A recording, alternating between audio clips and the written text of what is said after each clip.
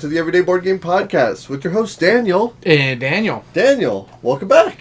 Yeah, it's been a little bit, hasn't it? It has. Yeah. We haven't filmed... You guys won't notice anything. Right. Our audio listeners won't notice any difference, but you and I took a couple weeks off. Took a week off, but yes. Well, I mean, we took a week off here, but it was 2 weeks ago that we last filmed, right? Yeah. Yeah. And you've been pretty much gone ever since, too. I've seen you one day in the last 2 weeks. I know. Since we last recorded, I've seen you one day. It's been incredibly busy. Yeah. I mean, I'm glad I finally got to play some games. But, I mean, also... What do you mean, games? A game? Oh, yeah. We got to play Game.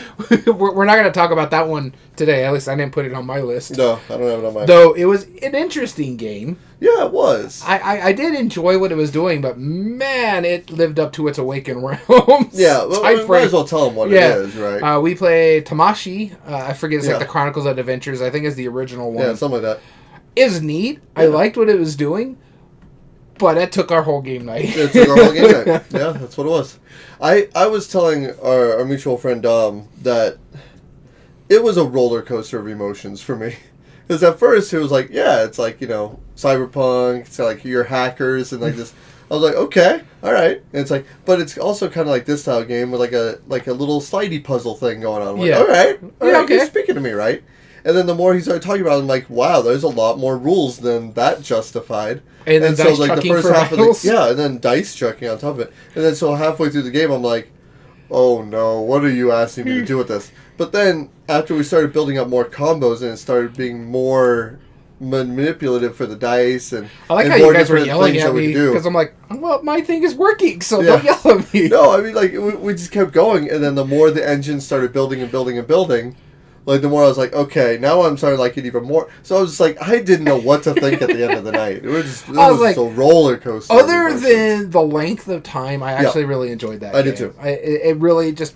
I wouldn't say it overstayed its welcome. If you stopped me an hour in, I would have been like, I hate this game. Yeah. But then at the end of the game, I'm like, all right, it's like it was pretty cool. Yeah. But it's like, wow, it was a little long in the tooth. Yeah. Oh, man. But it was a good time. But that's not what we're doing here today. What are we doing today? We're going to be doing a top 8 debate for Bézier Games. Let's go back to Tamashi. Yeah, we finally decided to do this because we've now played enough of the games. Yeah. Like, you and I have played like 9 or 10 each, or I've played 13 or 14. I've played about 10 games. So, yeah. I played about 13 or 12 games. I think I played 12. Yep. Because I think I just had one missing out that I could have put in my honorable mentions, but I was like, yeah. And this is interesting because it's owned by Ted Alspach, right? And Ted Alspach runs a very interesting company. There's 3 types of games he publishes. There's social deduction games, werewolf variants or whatever. There is small little card games, specifically trick-taking games, but not always, but mostly a lot of trick-taking, yeah. And then some bigger, like, Euro games. Yeah. That deals with trains for some reason, or flying machines. Yeah. It's like, wait, what? Yeah. Some of these are not like the others. Yeah. Yeah. So. He's got like some heavy stuff. He's got some heavy card games.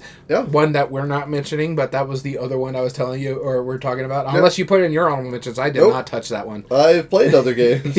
Yeah. I played enough where I didn't have to talk about that one. One of these I've never played physically, but I love that game. Yep. Oh, so we'll talk about that here in a little bit. Absolutely. But with that being said... hey, we're going to be going to Gen.Con this year. That's about, when you hear this live, it's about 2 months out. So, or actually a little bit less than 2 months because this airs on the 1st of June and we will be in there on the Wednesday before August. So like the 26th, I believe is what it is.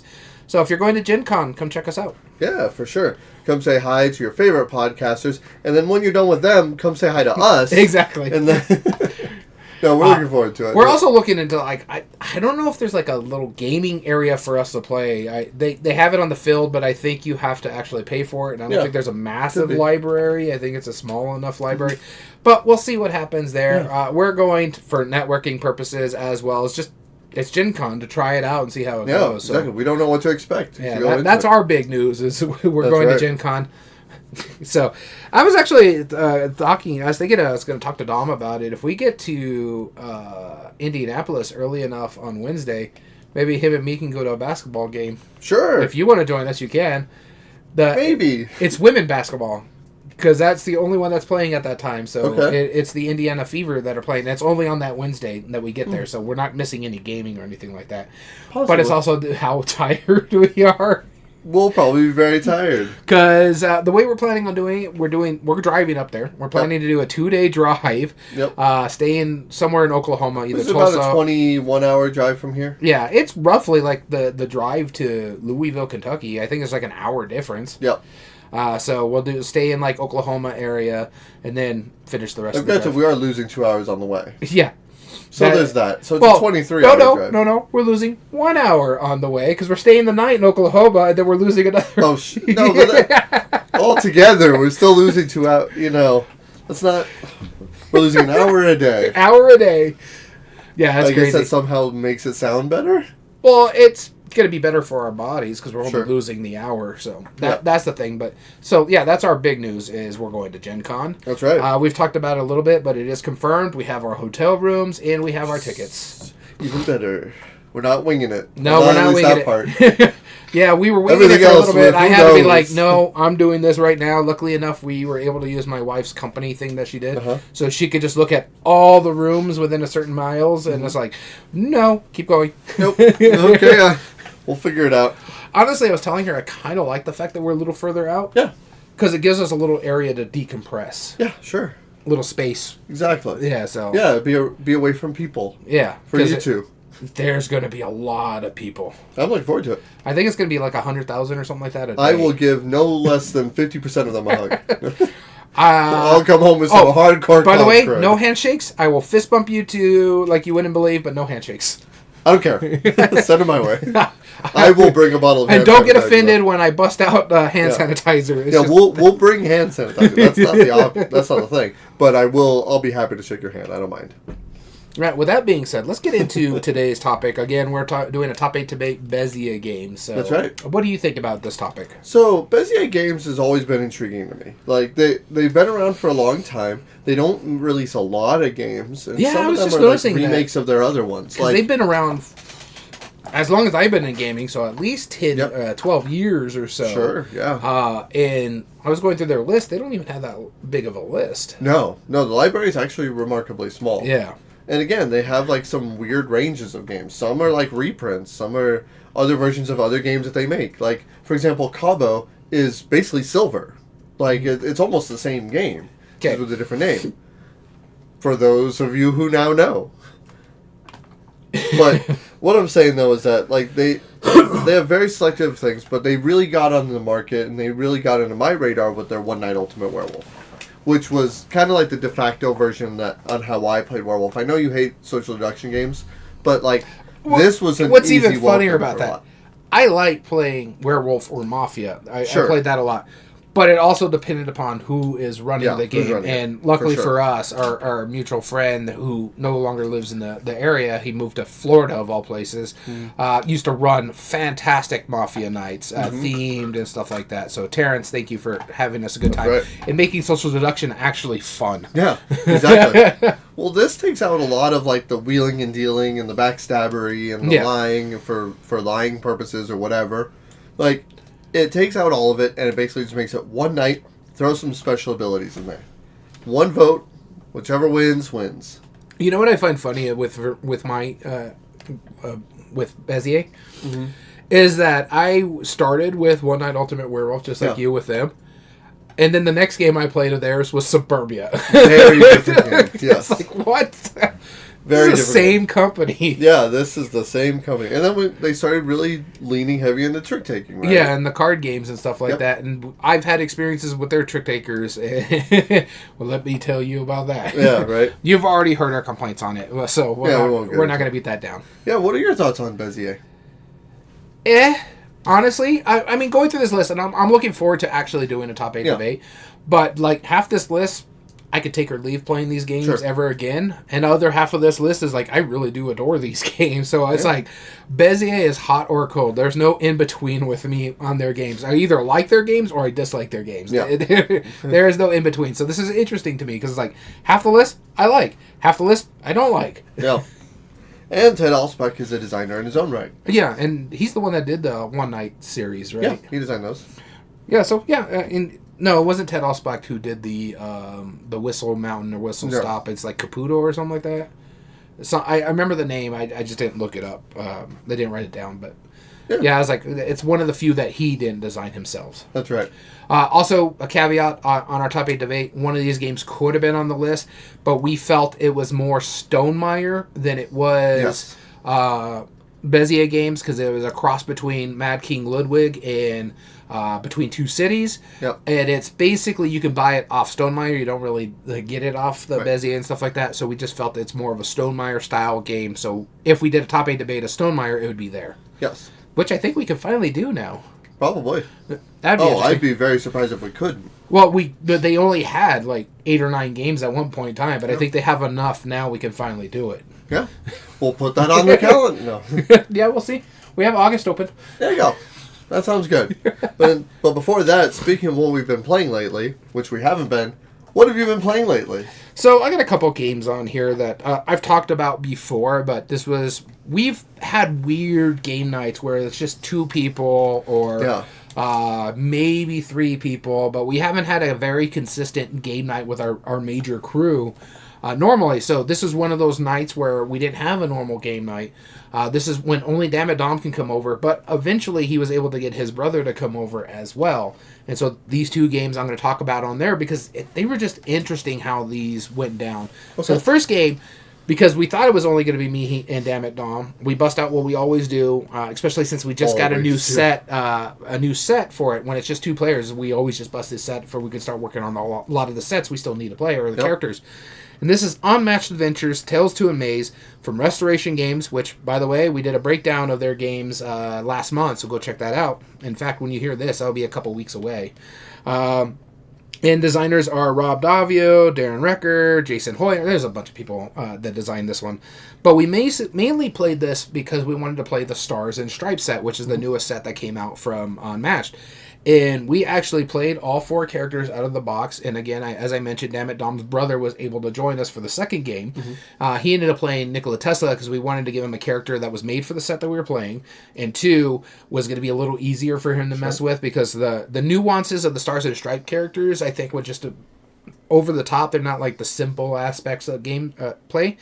So the 4 characters that are in the Stars and Stripes set is Doc Holliday, which is a fun character to play for. I didn't play it, Damn It Dom did, but it's interesting how he plays because it's all about dueling and he's trying to take shots. I'm like, I'm doing a damage to you and I'm doing a damage to you and you guys do a damage to me because there's like an OK Corral kind of card. Mm-hmm. And what's interesting about it, if you've ever seen the movie of Tombstone, this is where they drew this. They have a card in there talking about being a huckleberry. So it's all Tombstone references, basically. Another one of my favorites that I played was John Henry. This one is such a cool design because it's all about, hey, I'm laying this track down, and that just gives me an extra space. So if I only have a movement of 2, but I have a track in my space, then I skip that space, and then I count my 2. And I get to lay down a track every turn, and there's 10 tracks total. So eventually, if you're going further in the game, I'm just flying around the board, punching them, and then running away when I get a chance. And he hits pretty hard, too. So he's pretty straightforward. He's a very tank player, but he has a lot of movement once he gets those tracks down. It was a nice little nuance in there. I was like, watch this. I have the 4 tracks now. I'm going to hit him hard. Moved around those tracks, punched the Mothman in the face, and then ran away. Because I had like extra actions and stuff like that. So it was really neat. And then the other one was Rosie the Riveter. She's pretty neat. She's like, if they put Fallout in Unmatched, she would be that character that would fit there because she's basically using power armor in this game. And so it kind of works how it does, and you're trying to keep that power armor working, but then you're using it, and so you're destroying it. But then cool things happen when you have your power armor. It either gives you extra power or it gives you extra movement. It gives you more shields and stuff like that. So it's kind of neat how that one works. And then the last one, Damn It Dom played, this one is not really made for the co-op version of the game. This is specifically the character that you play in the competitive version of games. It is the George Washington because he has spy cards and you're basically playing a bluffing game with other players. You play a card and you put a token on it when you have that token on the right, the proper side, and they're thinking, oh God, is that going to increase the power, or is he going to get to draw something, or do I have to discard a card to get that off of him? Is he bluffing me to discard a card to get that off of him? That kind of thing. Yeah. So it's a little bluffing game, and that was really interesting. It's fun to see how they keep coming up with new ways to play the game that are completely different than the stuff that they've already given us. Yeah. And so, Unmatched Adventures, Tales of Maze with the Stars and Stripes set. Oh, man, I really enjoy this game a lot, but that was by far one of my favorite sets that they've come out recently with. Cool. They're not burning out, huh? No, they're not. Yeah. Awesome. They still play it pretty well. In fact, the Marvel sets are probably my least favorite sets that they've come out with, and I've liked a lot of the Marvel characters, too. Wow. That works. Well, speaking of the Old West, I played an Old West themed game as well recently, a solo game that uses poker hands. I played Ace of Spades. The second edition, thankfully, that they've revised it. Yeah. I remember I went online to watch some videos. Now, I'm going to be straight up, what... I was already interested in this game, then I heard about the controversy. They made some very insensitive, illustrations, all that stuff. Right? Yes. And then once they were called out on it, Bézier made a very big recall of it. They were honest about it. They learned about that. They had a great public apology. Yeah. And that's commendable, the way that they approached it. So this is the second edition. I get the upset about that thing too. Sure. But it's also a reference to a movie. That was the whole point of it too. I was like, I get it because they're a Spain-based company, Spanish, they don't know a lot of our history over here. Yeah. But they were basically just making a reference to Django Unchained. But I get it. It doesn't work. It doesn't fly over here. It doesn't. No, it doesn't. And so the fact that they went out of their way and that they were able to, fix that. Yeah. I appreciate. So I got the second edition recently, now that it's finally available in the U.S., and I played it. And what it is, it's a series of different cards. You have to go through 12 levels. Basically, you have to get to the big baddie. His name is Maximum Overkill or something like that. Yeah. Lord Overkill, I think. And then Lemmy. Yeah, it's basically Lemmy, yeah. No joke. Me and my daughter were listening to Motorhead today.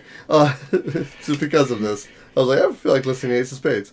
So, and you use poker hands. Yeah. And you have a certain, depending on the level, the scene, is you have a certain number of plays that you can make, either 2, 3, maybe 4. And you have a certain number of discards and redraws. The thing is, you always have to play 5 cards and you have 8 in your hand. This is similar to a video game that you might be familiar with, Balatro, except you can't change the cards that are in the deck. All you do is once you defeat a bad guy, you set him aside. If it's one of the normal guys, it's a one-time use ability. If it's a villain or the main bad guys, then it's a permanent ability from then on out. Mm-hmm. And each one has 4 or 5 different characters you can play as, and so they include those, and you mix up one of each level. And there's 12 levels total. It's pretty interesting how it works. It gives you that tough choice where you're like, I could use one of my discards, but I really only want to get rid of this one card. So that's kind of a waste. 1 out of 8 cards, I probably won't draw anything good. But if I play something, then I'm going to have to play a pair if I don't want to go for the big cards, because I only have 4 cards of a 5-card straight. So it's I kind of want to get a straight, but if I play a pair, I still have to play 5 cards. So that's 3 other cards I have to discard, which is part of my straight. So it's such a tough decision space. Sometimes you'll have extra abilities that let you do different things. Jacks, Queens, and Kings add an extra point of damage. Aces add 3 extra points of damage. And sometimes you have to throw an ace and completely destroy something. I might do 7 damage to something that only needs 5. Just because it's either that or I die, so I have to throw away some extra points. Wish it wouldn't in that case. Really cool, nice production. It worked really well. If you check out our Instagram or our Discord, you'll see the picture that I posted, which was absolutely hilarious. That card was where I died. I got to level 9 or something. It was pretty good. I wonder why. Yeah, no, well, I didn't have to use a single ability, and then I got to that one, and the card just very simply said, hey, you can't use spades or clubs on this card. Okay, Diamonds cool. and hearts are and double. I look at my hand, and I have a single heart. One. Lone heart. One.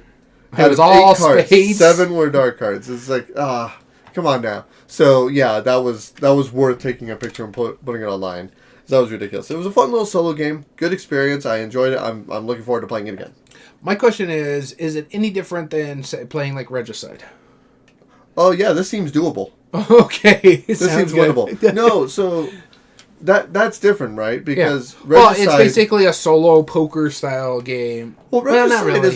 It's less pokery because you're not making combinations, but the suit is what kind of resource you're using, right? Like spades or attack or whatever, right? Yeah. This is like literally the better the poker hand, the better you're going to attack them with. Okay. And so you're trying to mitigate it. It's closer to All In that we played recently, where you're trying to discard cards, gain abilities, use all this stuff to get the best poker hand you can to dump it on the bad guy and then beat him up. Man, poker is getting a lot of love lately. I think thanks, Balatro. Yeah, well, yeah, sort of. But speaking of poker, the next game I'm going to talk about is another poker-style game. This is The Gang from Cosmos and John Cooper and Corey Heath. And this was an interesting one. We both like the game. Yeah, it's a fun, cooperative poker game. And it's funny, when I brought this one out, when Dom's brother was over here, because we had just made him play on Match, then we showed him Hot Streak, and then I brought out both my poker games, because he's very familiar with poker, so I'm like, you know what, I'll just grab these games, because why not? He knows poker. And then I was like, we can play competitive poker with powers or cooperative poker. And the way he just looked like cooperative poker, and I'm like, that's the one we're playing. Yep. Just like, because he's trying to figure out, like, when we first heard it, that was the same look we gave, like, wait, how do you play cooperative poker? Mm-hmm. And so we busted out The Gang. And I basically just showed him the basic game where we're trying to go through the entire run of a poker hand. Mm-hmm. And try to figure out who has the better rank and stuff like that as we're going. And so he's like, oh, okay, this is kind of cool. And I'm like, okay, now that you got it, we know how to play this. And that's when I busted out the powers and the alarms and the vault and stuff like that. I'm like, we need to get through these 3 vaults before these alarms trigger. And whether we win... when we win, we get something here. If we lose, we get something here, either good or bad. However, I can't remember how it goes. It's like if we lose, then we get something good. I think it's how it goes. And if we win, then something bad happens to us, and so making it a little more difficult. And so we showed him that, and he was like, "Oh, I like this one," because we were just like playing it out like we normally do in poker, where I don't think it's part of the role, but as poker players, we were drawing the top one before we flip the next card, or taking the top one off the top and basically burning it, and then flipping new cards like you do in normal poker. And so it's like, yeah, that's fine. It's not going to do anything to us in the game. Yeah, functionally that doesn't change anything. So it's like, okay. And so we're just trying to sit there, and I'm like, there's no talking. So if you're the first one to reach for 2, we're both, me and Dom are probably sitting there like, wait, if he got the 2...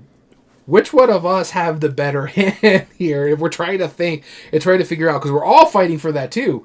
And there was one point where we all had the same hand at the very end, and we barely got the ranking right because I had the kicker, the higher kicker. Yep. So I had the ace sitting in my hand. We had the full houses. We had the full boats. And so one person had the lower full boat and the other person had the bigger full. Yep. Me and Dom had the exact same hand, except for I had the ace kicker. That's awesome. It's like, oh my God. Well, how did this happen? How do we get all have a full house in different ways? Because there's 4 of the same card. There was, I think it was 9s and 2s. And there was a pair of 9s on the board and a pair of 2s on the board. And I had the other 9. Dom had the other 9. So it was crazy. But we had a good time playing this one. Ended up winning, getting the 3rd gold treasure thing, whatever. But yeah, The Gang. Such a fantastic cooperative poker game.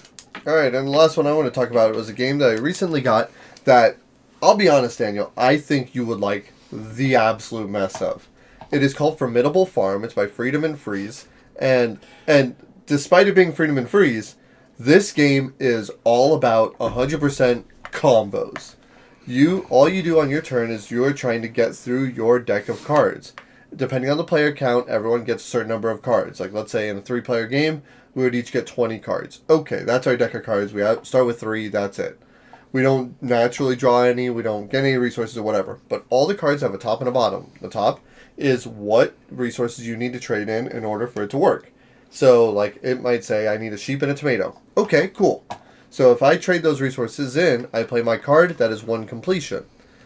But then, the bottom half of the card is a reward that I will always get, which will normally be other resources, or other ways to mitigate things, or to exchange resources, or to draw more cards, or to do all sorts of other things. So you start looking at your hand and you're like, okay, if I play this, that will get me 2 cucumbers. I have the resources here. I'll trade them in. I'll get 2 cucumbers. I can play this one for 1 cucumber. I'll draw a card, and now I can play this central market card that's in front of everybody. Since I have the resources now, I can play this one and take it and gain the benefit from that, which will hopefully set me up for more future turns. Okay. Some cards will let you get additional actions on top of it, or even additional turns if they're harder to get. Some are wild, where it's like, hey, discard 11 resources of whatever to gain like 5 cards to draw, which is wildly huge.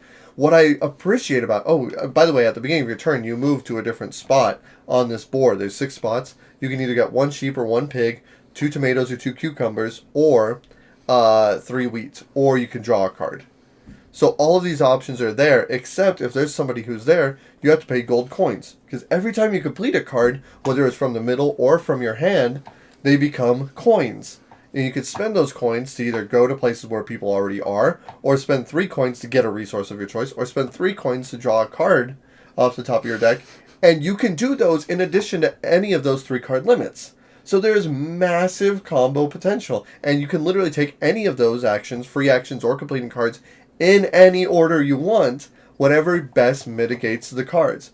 It is so satisfying. It plays quick, and it's just combo after combo after combo, and I'll do this, and I'll trade in these 3 coins, that'll give me this resource, so I can trade in this, and it's just so satisfying.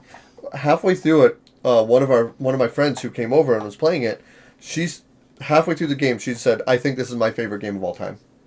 Like, just halfway through, we weren't even done. And she was like, "This is incredible." She was like, "I will buy your copy, literally, right now." She was like, "I don't know how much you spent for it, but I will buy it from you. I want this in my collection right now." And it has that, like, it makes you feel so clever because of the options and the abilities that you gain through it. For being a Freedom and Freeze game, why aren't people talking about this? You know, like, I mean, his games tend to be talked about, but this was incredible. Formidable Farms, brand new, Freedom and Freeze. Awesome. Alright, so let's get into today's episode. We're going to be talking about Bézier Games, again, as we said at the top of it, a top 8 debate. But before we get into the debate, first we need to talk about 2 things. One, we already talked about Bézier Games, but we need to talk about honorable mentions, which there was a lot of, and 2, we need to talk about how we actually do these debates and why we are debating what we are. So let's first talk about which games we'll be debating today and why we're debating them. Gotcha. We have our number 1 seed, Suburbia. Going up against our number 8 seed, Silver. Basic Silver, not bullet or anything like that. Yep. Our number 2 seed, Cat in the Box Deluxe. Versus our number 7 seed, New York Slice. Our number 3 seed, One Night Ultimate Werewolf. Going up against our number 6 seed, Whistle Stop. And our number 4 seed, Whistle Mountain.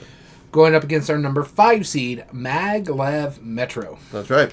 So what are your thoughts on these overalls? Couple train games, weird worker placement. I mean, there's some uniqueness in here. Yeah. And I'm glad there's only one trick-taking game in this one. And it's the one I really do enjoy from this company. Yeah, sure. There is another one that I'm going to talk about that I do enjoy-ish. Yeah. And it's actually grown on me a little bit now that I played it a couple times. But yeah, so like I said at the top of the thing, I like half these games and other half I could do without. Right. Now, the way we debate them is we do take our bias out of them, even though I like, a handful of them. There's one in here or 2 of them that I really enjoy. And I'll get into those as I'm talking about them. But we break these down with our 5 patent-pending gamer criteria. And that's first, game immersion. Is the game fun to lose? Player interaction, i.e. table talk, role-playing, whatever, what brings out those fun moments. And memorable moments is the final one. And then we follow that up with A for art and production. The art, the pieces and components, and the graphic design. Both me and Daniel over here are colorblind, and it's a very important thing for us. We need to be able to see how the game works. That's right. And then we have meaningful choice. Like, how will you impact other players' strategies, the depth of your strategy tactics and or skills, and arbitrary choices. Do they negatively impact, or analysis paralysis, negatively impact the game? That's a detriment to it.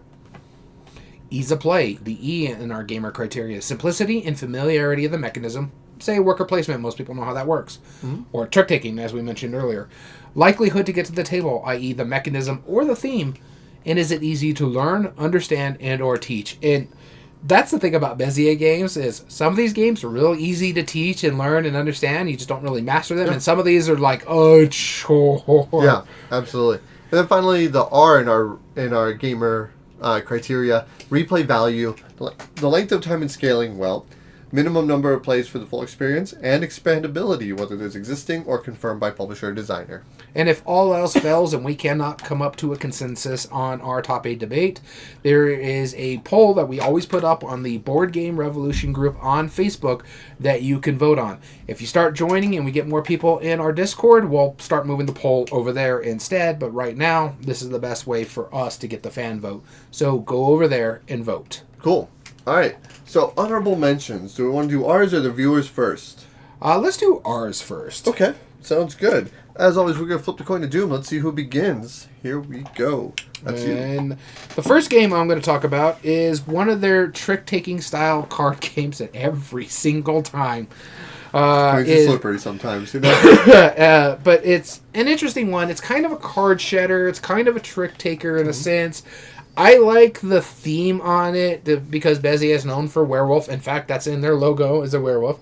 This one is called Seer's Catalog. Seers as in the person that can see in the future and stuff like that. Fortune tellers. I really do enjoy it. It's over there behind something. Yeah, that's what I was like trying to find it. I do really enjoy what it did. I don't know if I'm going to end up keeping it for a while. I need to play it some more, but it's really neat how it works. It's basically you're trying to get cards out of your hand, but you're trying to also use their abilities, and sometimes you got this card over here and you have this ability. It's basically a card shedder with powers. And it's interesting how it works. I like what it's doing. I like the theme on it a lot because, you know, I like that horror kind of stuff. Kind of reminds me of the classic werewolf movie where you have that Sears and stuff like that. And it's tongue-in-cheek. You and me grew up in that generation where we used to get the Sears catalog in the mail when we were younger around Christmas time and stuff like that. Those were the best. The hat, an inch and a half thick. You know, you'd be looking through it. Where's the toy section? Yeah, exactly. Get out of here, everything else. So I like the little tongue-in-cheek aspect of it. It's an interesting game. I do like it, but I don't know if I'll end up keeping it because I have a plethora of card games that, especially card shedders, that just do better. Yep. Cool. But Sears Catalog is a neat one.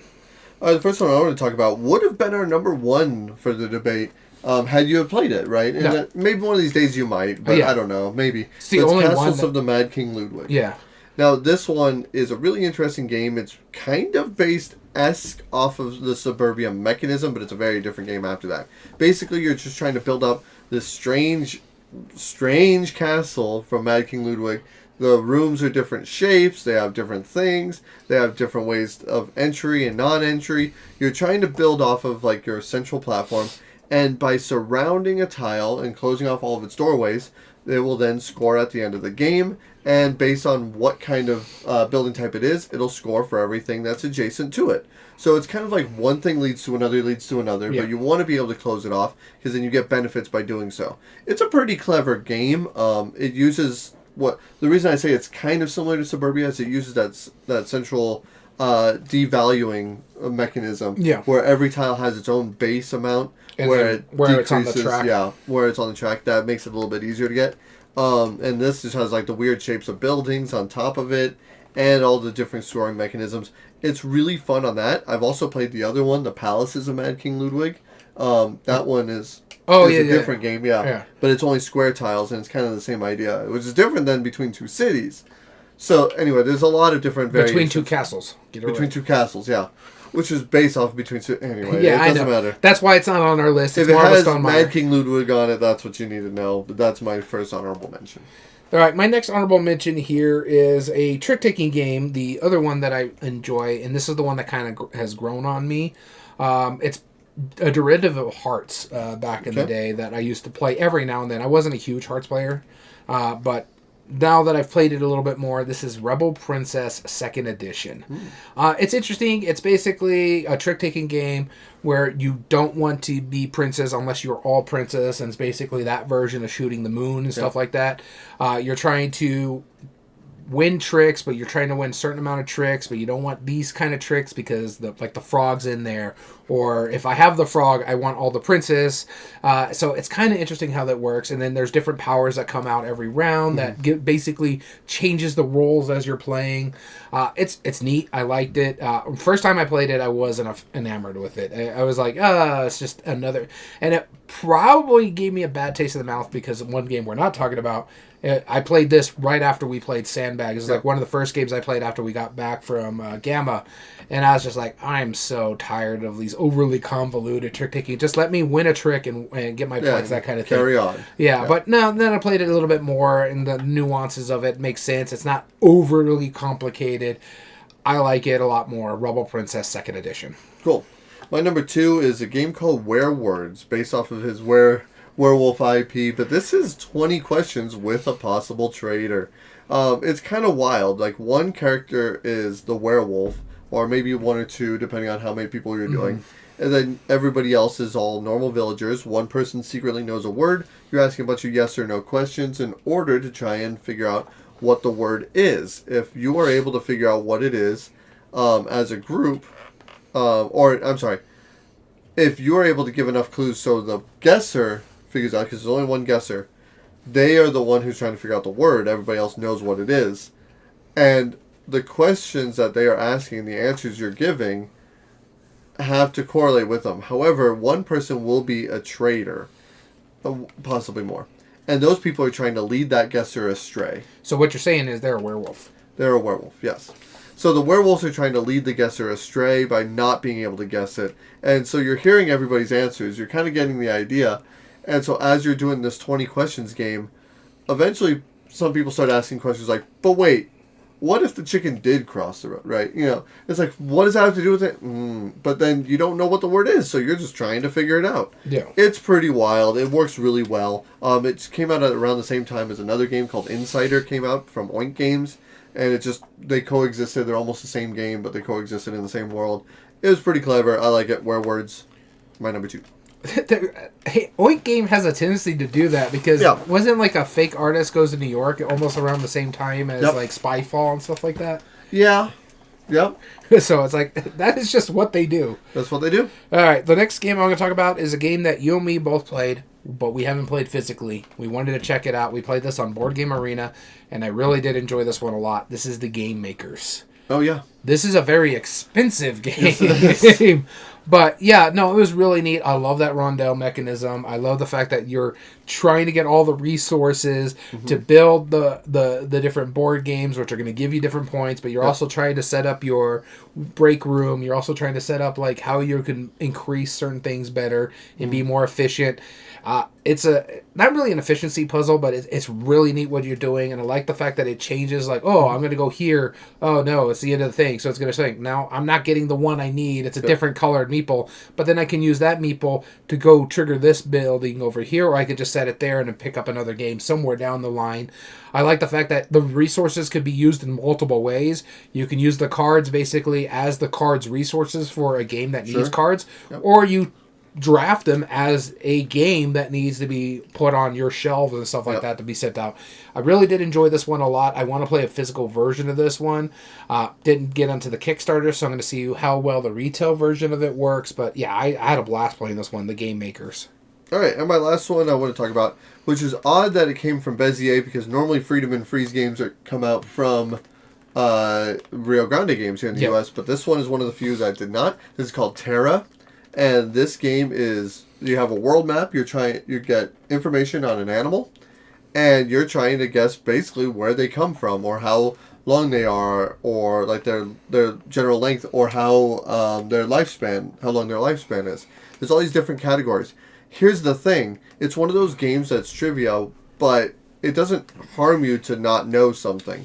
You can make educated guesses, but then also at the same time, if you know something really well, it's like, oh yeah, you know where the stork comes from. That's obvious.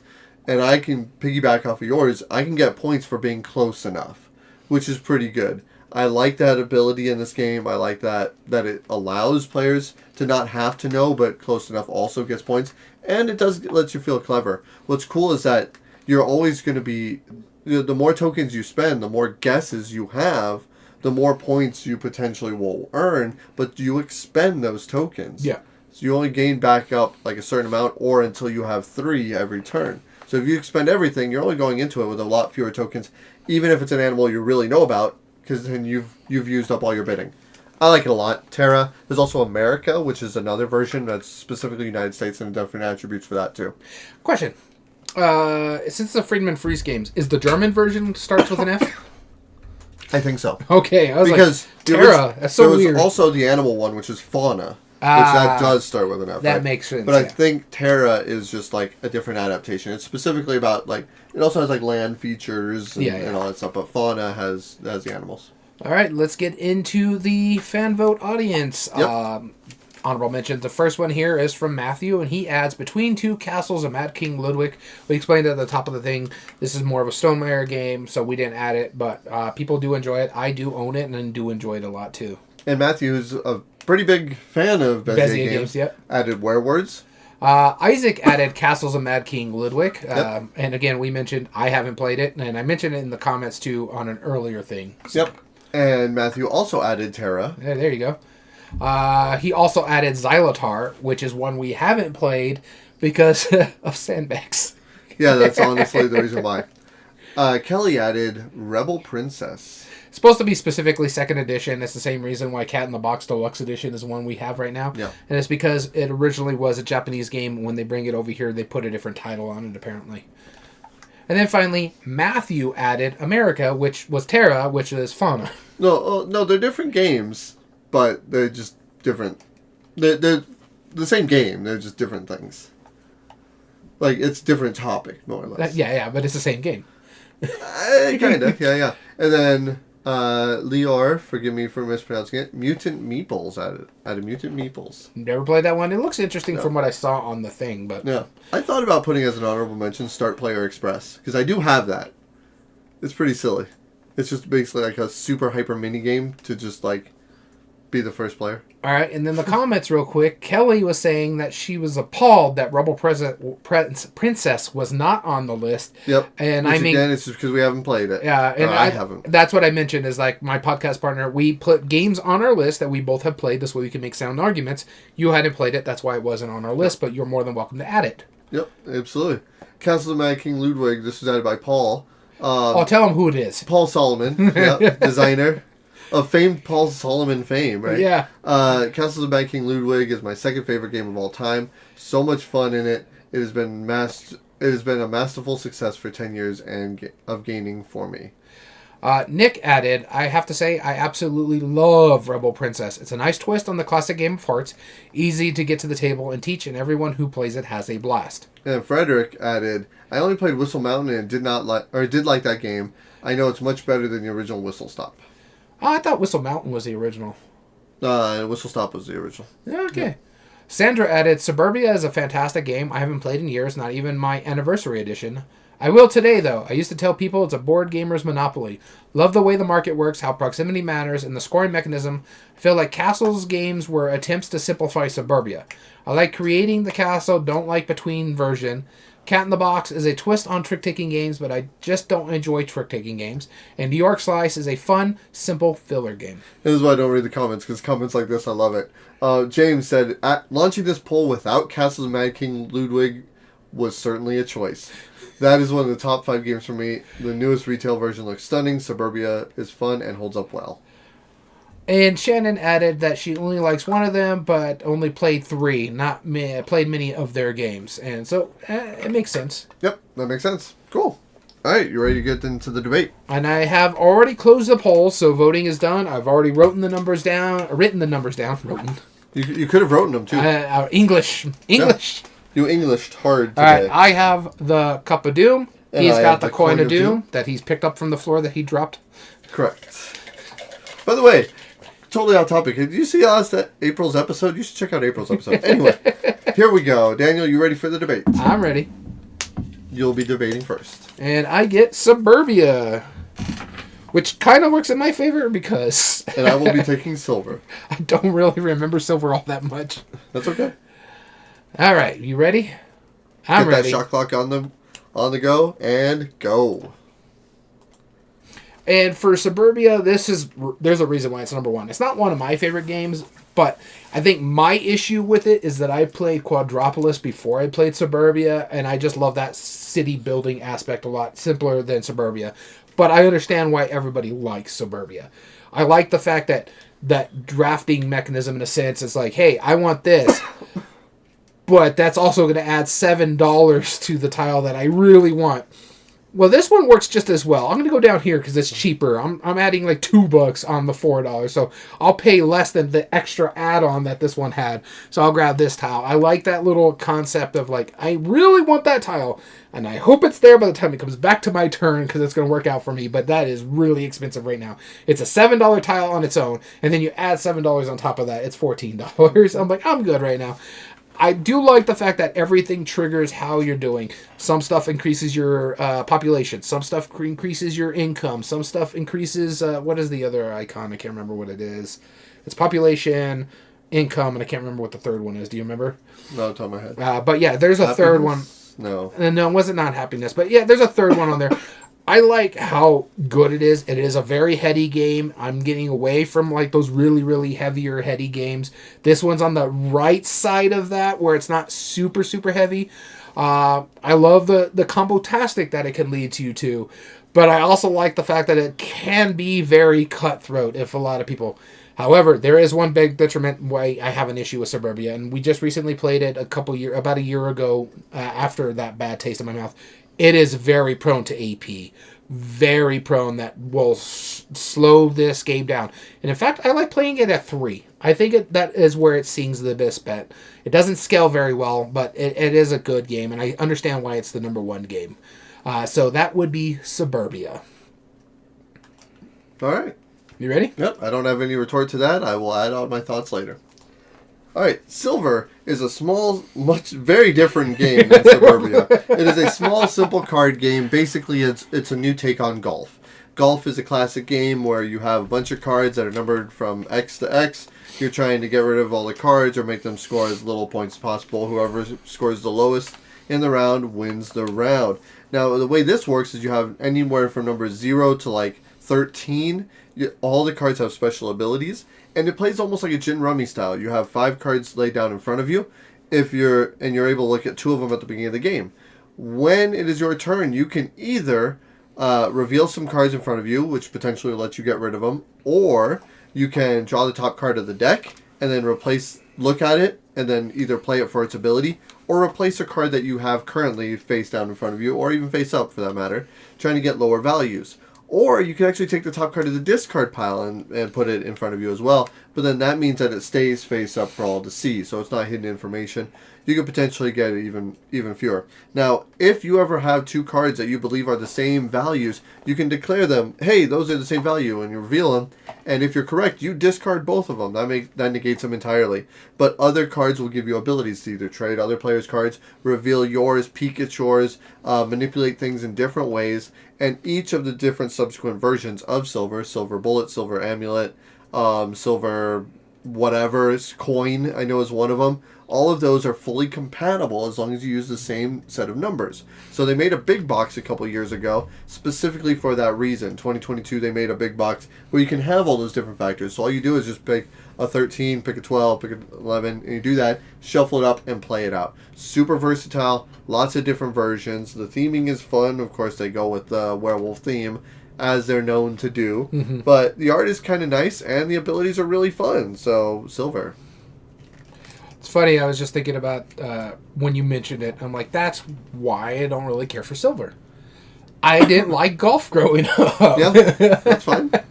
I can get that. I mean, that makes a lot of sense. Not everybody's. Well, that's the thing. Is like I was like, I don't know. I should like it. Yeah. And then you mentioned, it's a lot like it's a new version of golf, and I'm like, that makes a lot of sense. Yeah. And it's funny. A lot of their games are a new version of something. Yeah, kind of. Originally it was Cabo, right? And now they have this new version of Silver, which again is very much compatible. So I like it. But all right, I'm ready. I know which one I'm moving on. Yep, same here. All right, ready? 3, 2, 1. Suburbia. 100%. All right. So let's go into our next one without having more to say. I mean, we both kind of agreed on that. Suburbia, I enjoy more, but I do own both. I do enjoy Suburbia more than Silver. Yep. I don't own either. So the next round, we're going to be debating Cat in the Box Deluxe versus New York Slice, and I had to get the coin with the pizza on it. Just in case. I'll be starting us off. Come on. You get New York Slice. Yes, let's go. All right. Here we go. New York Slice. Hold on. I got to get ready for this. All right. Let's do this. I'm pumped about this one.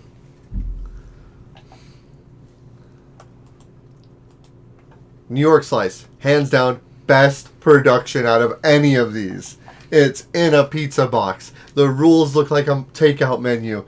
And the slices are thick, chunky pizza slices.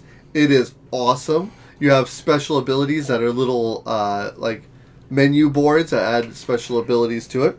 On your turn, you're trying to get the most points. The tiles are numbered anywhere from, like, I think 1 to, like, 11 or 12 or something like that. But that's also how many copies there are of each of those tiles. So whoever has the majority of them at the end of the game, like, so for example 5, whoever has the most 5 tiles will get 5 points. Simple as that. Except there's other ones, like sometimes there's pepperonis that will give you extra points, but sometimes there's anchovies which give you negative points. But that's all fine and dandy because you shuffle up all the tiles, you deal out 11 of them, which is how many slices are in this pizza. I mean, that would offend some people, but that's okay. We'll go with it for mechanism's sakes. And the player whose turn it is going to split them up like as if they're cutting up a pizza, so that way there's enough slices for the number of players. And then finally they add in that little chalkboard menu, which is 1 for each round, to one of those slices for somebody to pick. Then, just like in traditional I Split You Choose, it goes around the table. The next player that I split up, you get a choice of picking which slice do you want, and or which benefits you. Then the next player, they pick which slice, and the person who split it gets the last choice. This is an absolutely clever game. It's based off of the original game, Piece of Cake. Yeah, I was going to say. And this production is just a phenomenal production. It actually looks like they took real photos of real pizza and made it look there. It looks tasty. The pizza box is a great production to it. I still own my copy somewhere. It's just big chunky tiles. It just looks really cool. And it's a really clever little simple game that I don't think, again, gets enough credit for what it is. I will say this. I have one issue with New York Slice. One issue only. Makes me hungry every damn time I play this game. As it should. That's how you know you're doing it right. All right. I get to argue Cat in the Box. Deluxe Edition. All right. Cat in the Box is a trick-taking game. You know how to play a trick-taking game. You lead a card. Everybody has to follow suit. And whoever played the highest card of that suit wins. Here's the hook. There's no suits in this game. You decide what the suit is or the number. So say I play a 2 and I make it a blue. Now, eventually, there's going to be paradoxes which will end the trick no matter what, or end the turns no matter what.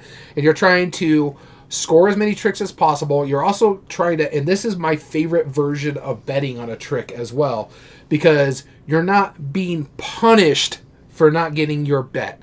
If you get your bet, then you get something bonused out there. You get to score like your grouping, your largest grouping of your tokens out on the little everybody's player board. So if I play a 2 blue, I'm like, I don't have any blue, so this is a 2 green. But now I cannot play blue the rest of the game, and so I got to hopefully do well the rest of the game, because if I set up the paradox, I'm going to start getting negative points. And so I like that aspect. It is not a overly complicated trick taker that Bézier is known for. Sandbags. There was a Xylotar I know is a little bit complicated. A lot of like nuanced rules that just for the fact that it's going to be hard to deal with. I like the fact, and I love the theme of this game is based on what is it? Physicist Schrodinger's cat, a physicist, like mathematical thing, where it's like, is the cat alive or is the cat paradox? Dead? Yeah, where we're building paradoxes based on this thing. So it's like, if I got no more blue, I better hope I can't play any more blue or another number out there, because if I create that paradox, it's bad for me and good for everybody else.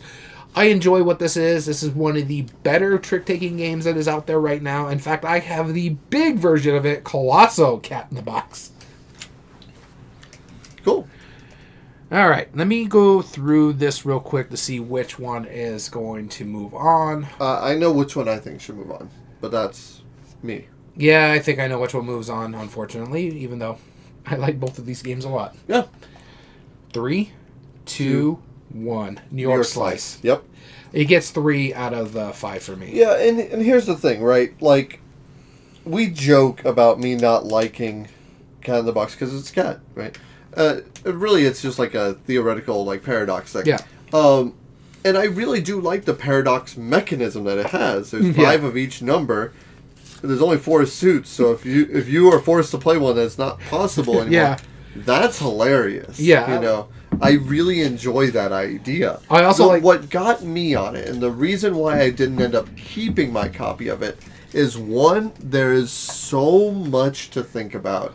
Whereas, like, if I want to play a card game or a trick-taking game, if I want to play basic trick-taking, I have some basic trick-taking games I would play. But if I want to go, like, that much thinking into it, and I know this is a me problem. Yeah. I don't, like, you're always the concept of, like, explaining a paradox in a trick-taking game, while that's hilarious in concept, it's really kind of frustrating to teach. And then when you know that somebody might eventually get that and then completely bust, that's one thing. Now, I agree with you. The bidding is cool. Like, that is the best way to play a bidding like game. An area control, that does work, and I appreciate that it's not, like, if you don't have a way to do it. Nothing. But I wish that there was a way to shoot the moon, which I feel like there should be. Like, if you could disprove the paradox somehow, you win the round, or something like that. Right? Or it gives you bonus points or something like that. Yeah, exactly. But it's too close to a trick-taking game, and that one twist ends up adding twice as many rules all of a sudden. I remember we broke Gamehead Geek's brain. This is like when he realized I just don't like trick-taking games. Yep. And there's only a very few trick-taking games that he actually will play now. Yep. Because of that game, exactly. But I do enjoy that one a lot. I enjoy the mess of what it does.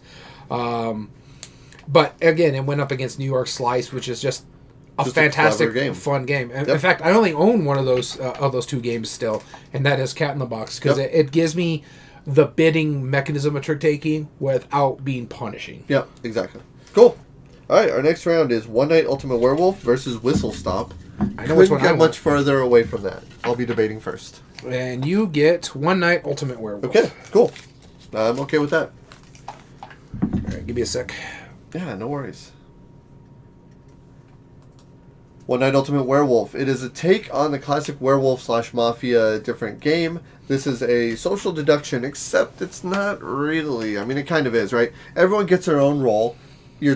All of the villagers are trying to suss out who the werewolf is. All of the werewolves are trying to hide in plain sight by claiming whatever they need to. Everything about it is something that you could be totally honest with, or you could be discreet and purposefully wait out, providing valuable information. Now, here's the thing, right? It's app-driven, which is awesome. It doesn't have to be. They can still be played without an app, but you just have to have one leader. But the app that is created for it narrates all of the different roles. Everybody more or less has a special ability. It's Eric Summer, right? Eric Summer, yes. Yeah. Now, the werewolves, they get to know who each other are, and again, they're trying to hide amongst everybody. So they can help vouch for each other.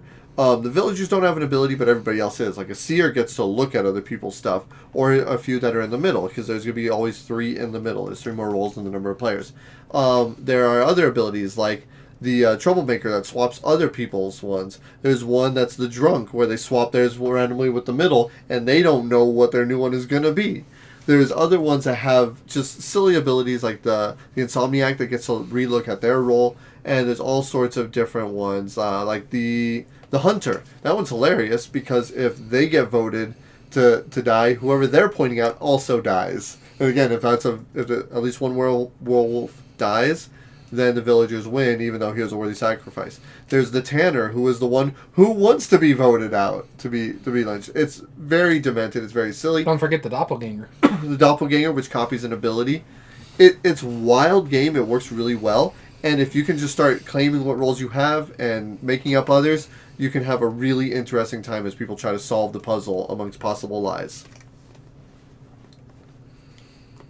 I got one word over. My apologies. Not that. I'm just thinking more along the lines of my last time we played this game Don't wear sunglasses while you're playing this game. I thought I was the werewolf, and I thought the person wearing the sunglasses was also a werewolf, and he had his eyes closed the whole time. Oh, yeah. Really put a bad taste in my mouth. Yeah, that's a thing. If you can't see their eyes, how do you know what they're looking at? Yeah, exactly. Alrighty, so I get to argue Whistle Stop, and we were just talking about this. I'm like, I had to refresh on this one, because I didn't even have it on my app. I either played it before my app, or it was one of the games that got lost when my phone died. Yep. So, but I remember playing it. Oh, no, sorry. Whistle Mountain is the one I was talking about. Whistle Stop is the other version. Yep. All right, Whistle Stop is probably by far the most interesting game on here because it's just basically a pick up and deliver, but it's also tile laying. And you're basically trying to get your trains to finish their tracks to get certain powers, and then you're moving back on the other tracks. And it's interesting how this, because like if you finish your track and then you can put your train up there to give you more special abilities, it's an interesting take on a pick up and deliver game. But then you add tile laying, so think something along the lines of Suro. So you're building out the track and you're trying to get your train to a specific section. Other people could play tiles over there that can mess with you as well. And so that intrigues me a little bit. It's a straightforward pick up and deliver game. I like the choices that you get in this game.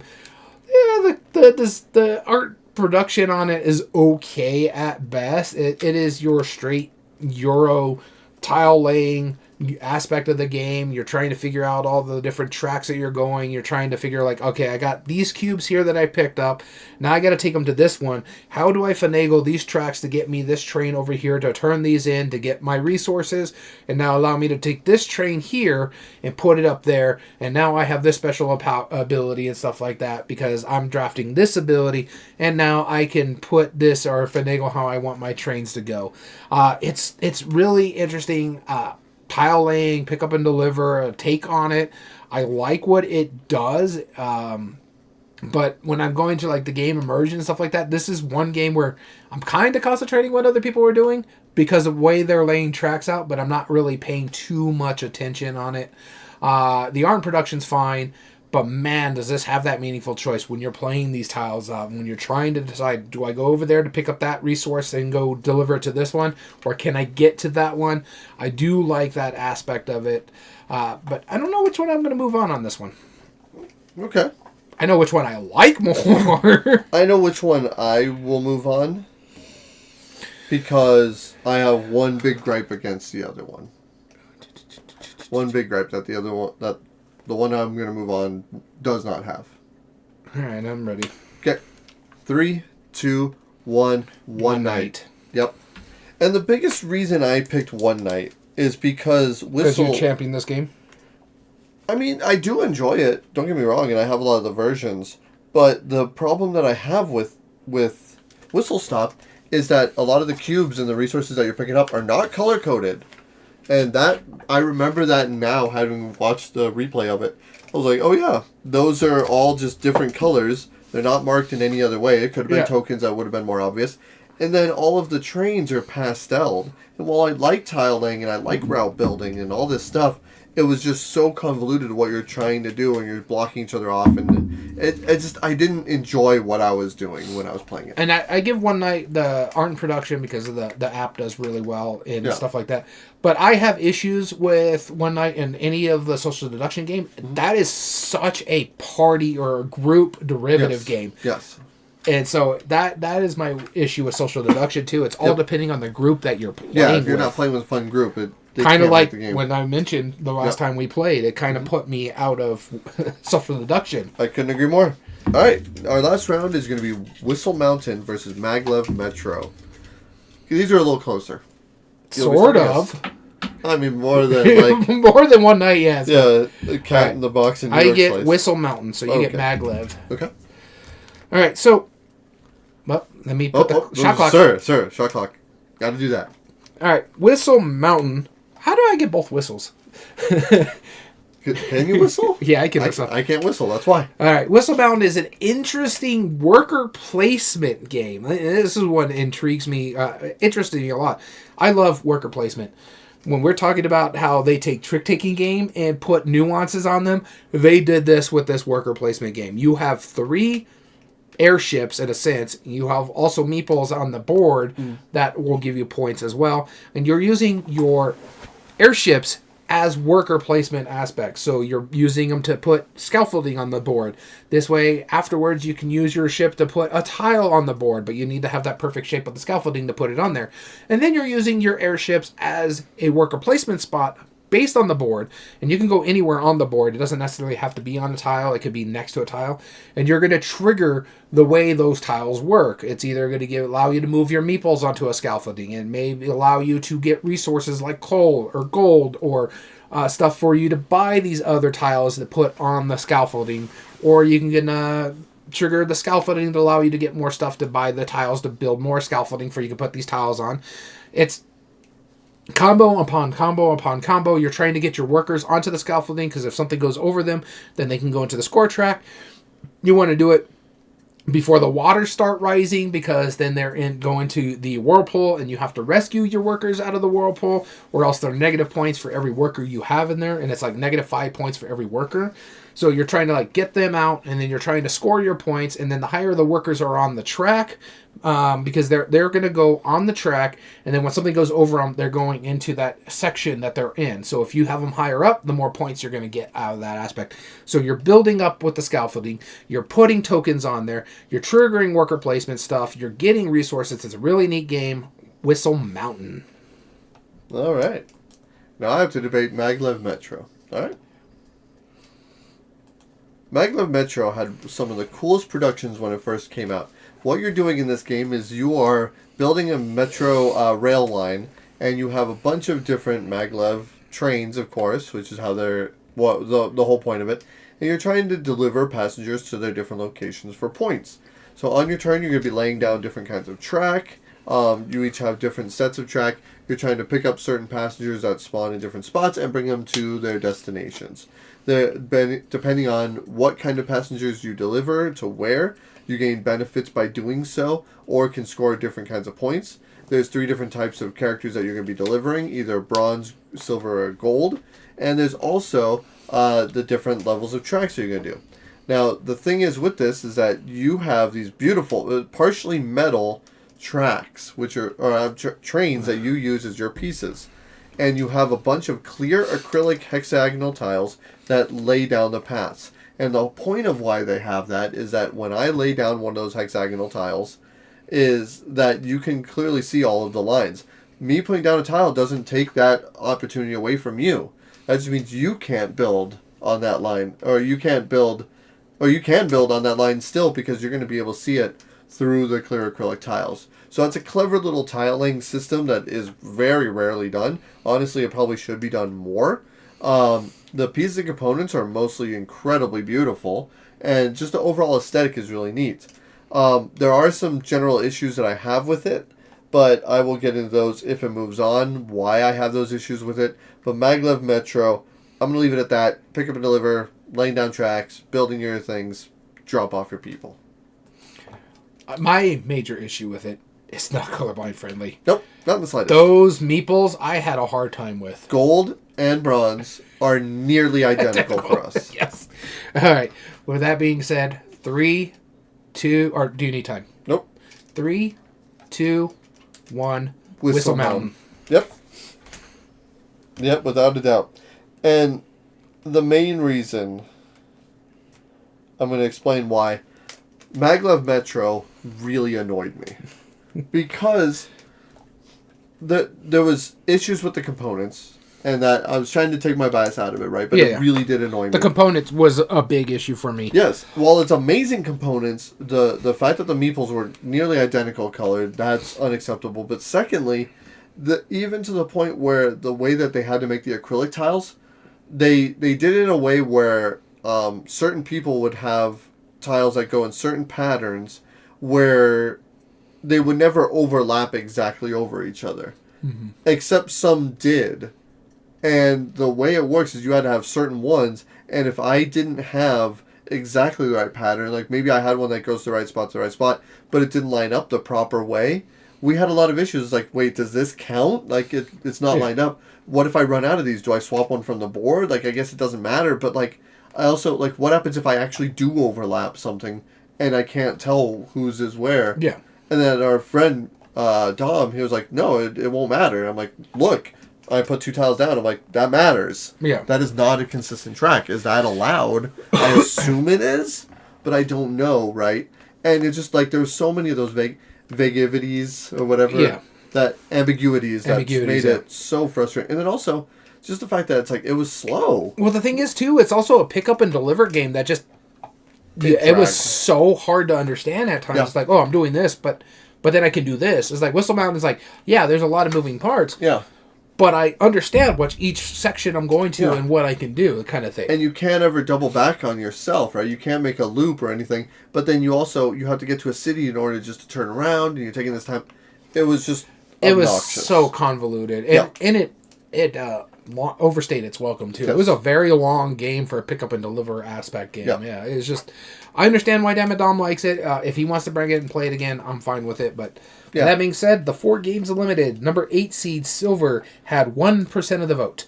The number 2 seed Cat in the Box Deluxe Edition was our number 2 vote getter at 18% of the vote. Ooh, our number 6 seed Whistle Stop was the next one limited and only had 3% of the vote. And then Maglev Metro, which was the most recent one that just got eliminated, it had 5% of the vote. All right, so let's go into the next round. Let's saw what's coming up. Suburbia versus New York Slice. Both New York. Technically, you could get a New York Slice in Suburbia, so sure you could. Well, I mean, you'd really get it in Metropolitan. There's no suburbs of New York, really. They're all pretty much stacked on each other. There's suburbs of New York. Yeah, New Jersey. But there are suburbs of New York. Sure. I know this for a fact because my wife went to a suburb of New York. Wasn't even in Jersey. It was in New York. I know. I'm being facetious, but I'm just saying. What else is new? Yeah. The suburb of New York is about Vermont, right? Heck, we could get a New York Slice here in Las Cruces, New Mexico, so I don't want to hear it. That's true. But it wouldn't be authentic. If it is made by a New Yorker, it is. Why are they here? Because it's cheaper to live. Sure. Suburbia versus New York Slice. Here we go. You're starting us off. And I get Suburbia again, apparently. You love that game. Apparently. All right. But what's there to say about Suburbia that we haven't already mentioned? There's a reason why it's the favorite on Top 8 Debate other than Mad King Ludwig. This is the Suburbia and the Castles of Mad King Ludwig are the 2 games that carry a Bézier Games for the longest time until One Night started getting there. That's their evergreen pretty much. Any of the One Nights. But Suburbia is such a massive game that people loved it so much, they did a whole massive deluxe edition Kickstarter for it, and that sold really well. But it's a combo-tastic game. It's like, oh, I'm doing this, and if this building's next to this building, this is going to do me really good. But then if I put this building here, this is going to do me really good. And if I put this one here, this is going to do me really good. It is an easier game than you think of because you only get one of 3 actions. You're either drafting a tile, I think you're putting your tiles out, or you're doing one other thing where you're taking income. And that's pretty much it throughout the entire turn. And I have a time frame where I can just like, okay, I know what they're going to do, so let me just concentrate how I want to do it. Hopefully that tile comes back to me, or it becomes cheaper because it's going to start getting cheaper as it's going down that line. Oh, wow, Gamehead Geek decided he wanted that for that price? Okay, whatever. I like what it does. He's the one who paid for it. Yeah, it's a good game for what it is. For me, I have an issue with the AP aspect of this game. And that AP really puts a bad taste in the mouth when it takes me 30 minutes to take my second turn. That was my issue with this game. It's gotten better over time. In fact, I don't know if it was this one or the other one where the setup is just not as flowing for the deluxe edition. But the art and production's fine. The meaningful choice is there. This thing has that meaningful choice like you wouldn't believe. The replay value there's 2, 3, 4 expansions, something like that. There's quite a bit for this game just by expansion aspect of it. But yeah, Suburbia. Interesting which one we think we'll move on. All right, I'm going to be arguing for New York Slice. Here we go. New York Slice, like I said, it is elegant. It is simple. It's not a 10L spec game. I'm not saying that together for a reason, but I'm just saying, like, out of all of the ones that he chose to pick up that weren't his design and his creation, I appreciate that this was remade, and I don't think it's been reprinted since. New York Slice is just uniquely simple. It is one of the premier examples of how I Split You Choose works incredibly well, and it functionally makes a lot of sense in the game. If you have a pizza and you have a bunch of different ingredients on it and you're ready to slice it, just like as if there was a cake, like, yeah, I want to make sure you get this slice, I want to make sure you get these pieces, I'm going to get this down, but I don't want to walk away with nothing, right? Since I'm picking last, I got to make it worth my while that I'll be happy with any of these pieces that I'm putting out here, but also at the same time, controlling it in a way that you're not going to benefit, you're not going to benefit, you're not going to benefit as much as I can benefit for it. I can't think of a better example of I Split You Choose that works that simply. And it's not just like a snowball effect either. Like Suburbia, I get the biggest reason why a lot of people don't like it is because there's nothing you could do to stop somebody snowballing. If they're going crazy, they're going crazy, right? This one, you could definitely do that. If I look over at Daniel and I see, okay, he's going for 11s, clearly, well, I'll just put an 11 by itself. And I'll put like the special ability. Okay, cool. He'll take it. But then that's going to leave a bunch of good stuff for me. And what makes it even more clever is as the game continues, different things become different values to different people. And you can play into that. Like if I see somebody's like, well, this is going to give them a majority in 5s, I got to make it so they're taking a lot less stuff. And also the way the tiles lay out, since you're putting them in a circle first, like a standard pizza, you can't split those up unless you're fully splitting them as a different slice. You can't take an 11 from this side and 11 from that side and put them together. We're not Chuck E. Cheese here. We can't do that. So, it just reminded me... Sorry, I did get Chuck E. Cheese right at the end there. Yeah, it reminded me of something. I just didn't realize it. This is another mathematical equation. Did you know that? Mm-hmm. New York Slice? Yeah. Because it's based on the original game, Piece of Cake, is based on a cake cutting derivative. Yep. Mathematical thing. I was like, that's interesting. I didn't realize he's all about the maths. Yeah, I can't wait for his new game that's been unannounced, but we're announcing it now. Pythagorean, the city building game. All right, so... City building of werewolves. All right, you ready for your pick? You good? While you were doing your debate, I was looking over the stuff, so I'm ready for mine. I am. 3, 2, 1. New York Slice. Really?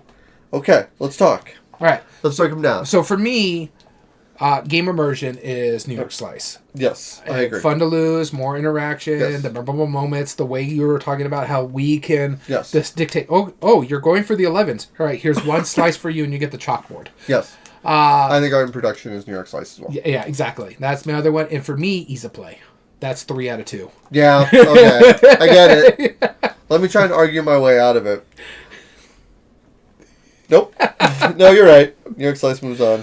It won 3 out of the 2. Meaningful choice, of course, is Suburbia, and I give replay value as well because there is expansions, but it does overstay its welcome too.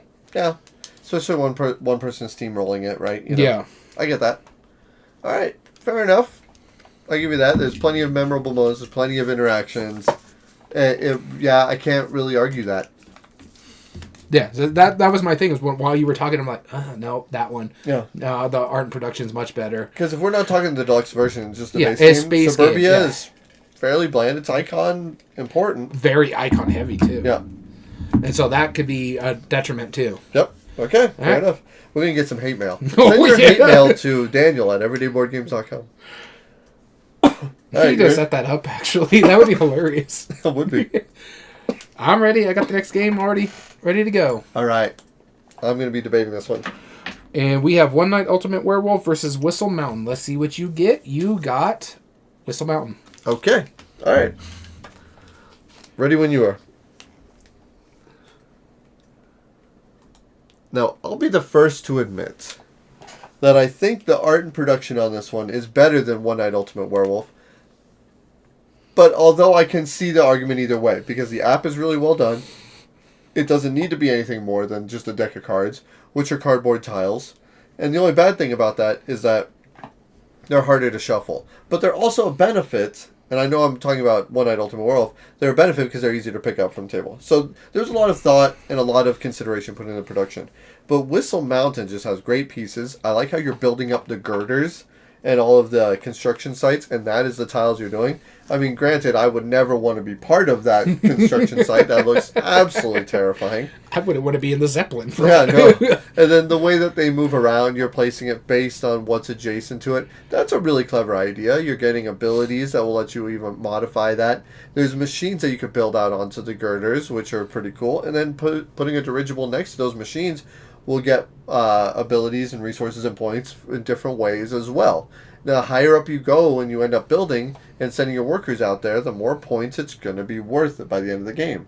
I like how each little ability tile is like this little set of gears that you can slot onto your board and stuff. And that while they're not functional gears that they don't technically rotate, it's still a cool little feature. It makes it bring out like an almost steampunk-esque, but also steampunk tends to be kind of dirty and grungy, like a lot of oil, a lot of brass, kind of gross looking. This is incredibly vibrant in comparison.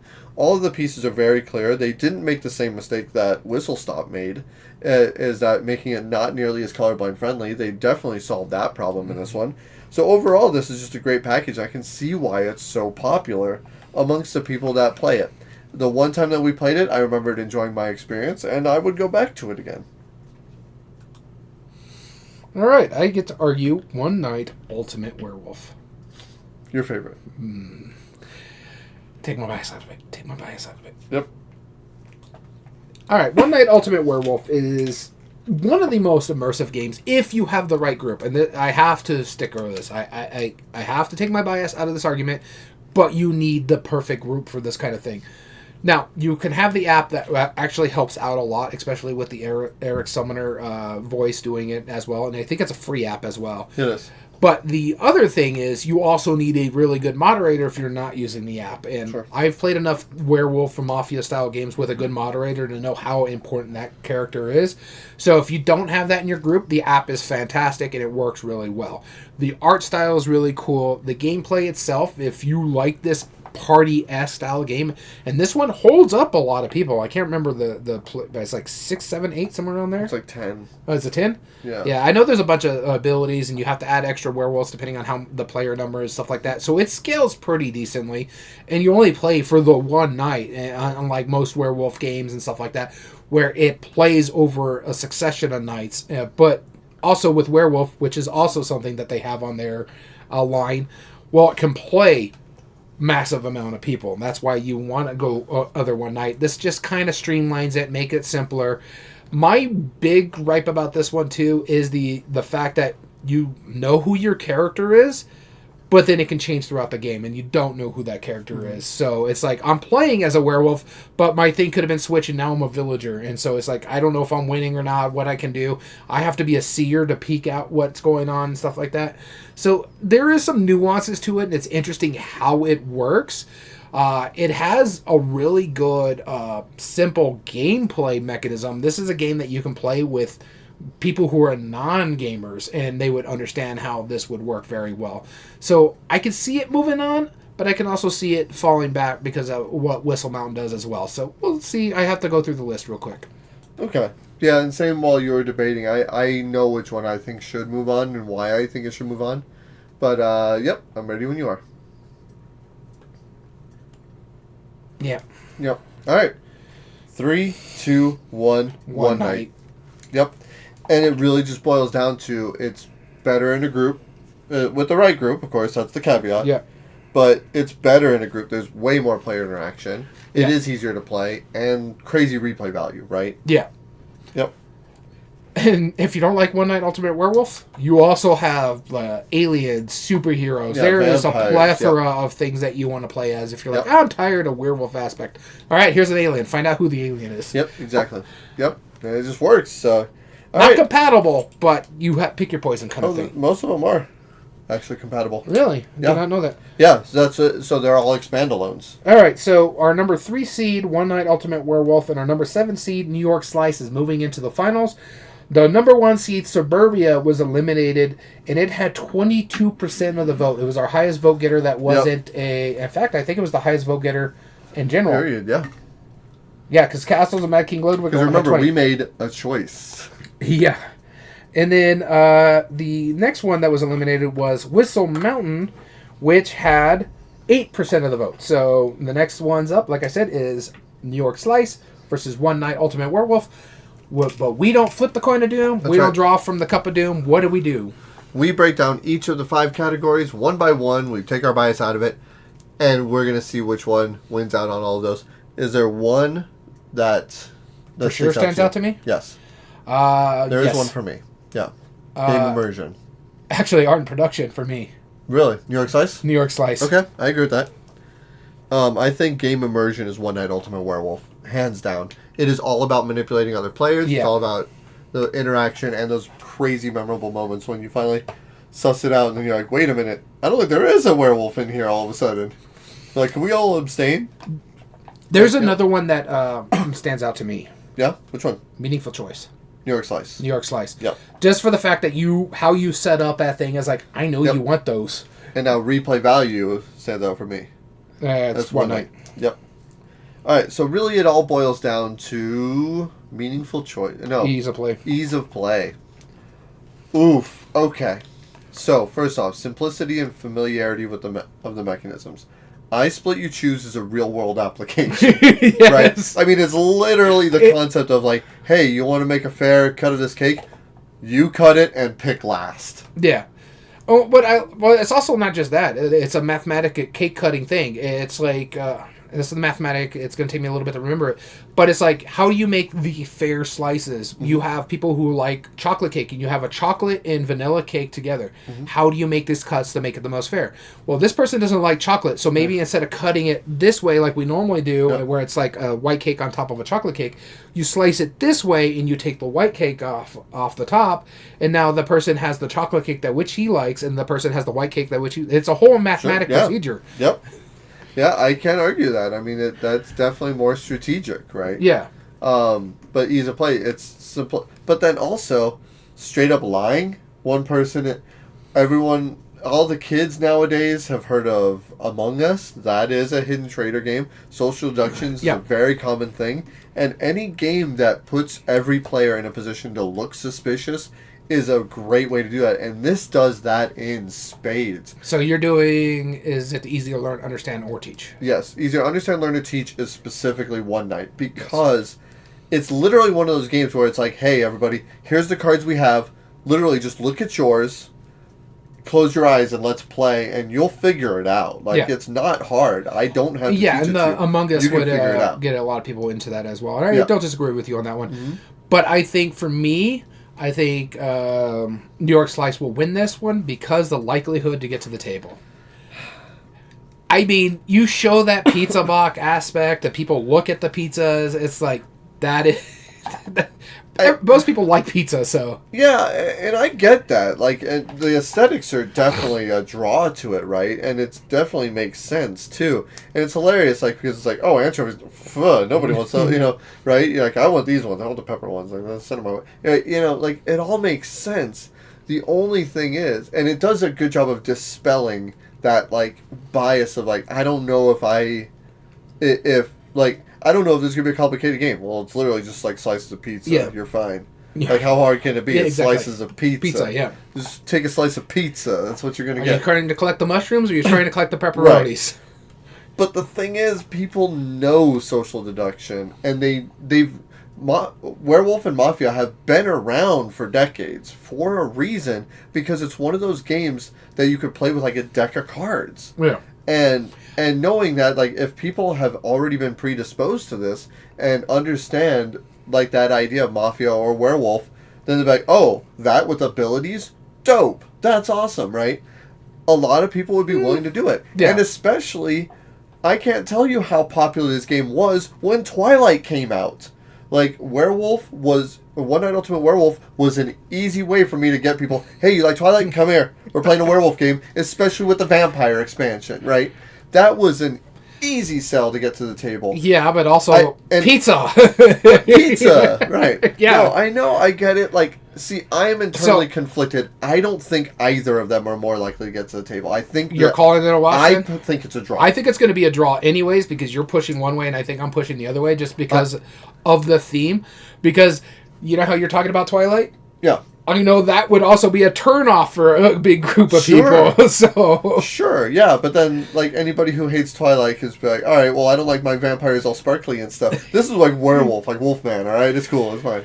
Yeah, but I'm just still. saying, like that aspect, that, like, if people are willing to play, like, a game that's almost similar to it, that has a very offensive dictator as a character, people would much rather touch the werewolf version. You know what I mean? I know which one you're talking about, Right. but I'm like, that's it's pulling at I'm hairs just and saying, straws. like, if people are willing to ignore that part of it to play a social deduction game, of course they would play werewolf, right? We're calling it a draw then. Cause I'm cool calling it a draw. And again, no, if you feel strongly on New York Slice, I'm cool with. The thing is, I'm it's a just pizza saying, thing. I think it's a draw. All right, well, we'll call it a draw. Okay, That's fine. cool. I have no problem doing that because I have the poll right here, and this And would we'll make make it my a vote. life a lot easier. So number 7, New York Slice, had 2% of the vote. The number 3, One Night Ultimate Werewolf, had 5. So One Night Ultimate Werewolf wins. There we go. So congratulations to Bézier Games and One Night Ultimate Werewolf, your evergreen game, winning out on today's debate. What did you think? Did you think One Night was going to win? Probably because you would push it like you wouldn't believe. I don't push as hard as you say. I am, out of all of these games, Honestly, the one this that is shocked my me, number 4. what shocked me the most was the fact that New York Slice ran the table Right. almost. That was the dark horse. No. Dude, so Suburbia is my favorite. New York Slice is my second favorite out of all of these. So Then probably Silver, then One Night. So here's the 4 I don't like: Suburbia, Silver, One Night Ultimate Werewolf, Maglev Metro, Yeah. Whistle Mountain, Whistle Stop, New York Slice, and Cat in the Box. I all enjoy. Cat in the Box was my number 1, but I knew it was not making it out of the first round. Yeah. I mean, New York Slice is the one that you and I both agree with, and Maglev Metro is the one you and I both agree with. Yeah. So there's 2 we agree with. We both love New York Slice, and we both dislike Maglev Metro. Maybe we need to give it another try. And my thing is, I don't dislike it. It just overstays its welcome. I dislike it. And it's a lot of graphic design choices that mess with me. And that puts it into, I don't want to own this. I don't really want to play it, but I will if somebody else wants to. Sure.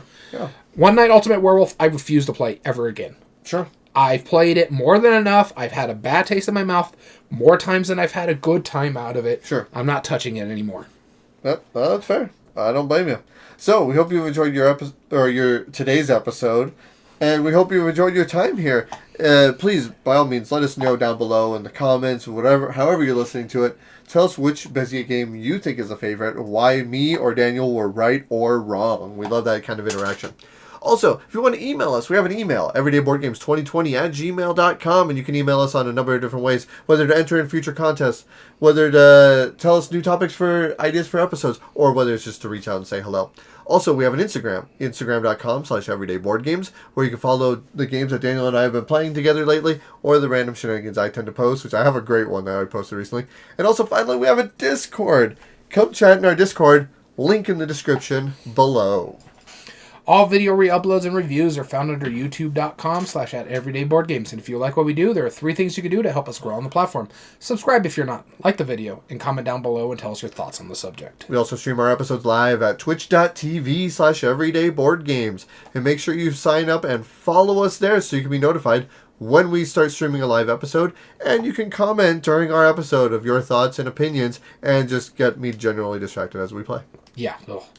All audio versions are going to be found on most podcast platforms under Everyday Board Games Podcast. That includes Spotify, Amazon Music, Podbean, and Apple. So as always, I've been your host, Daniel. And I've been your host, Daniel. And we want to thank you for listening to Everyday Board Games. And remember, every day is a good day for board gaming.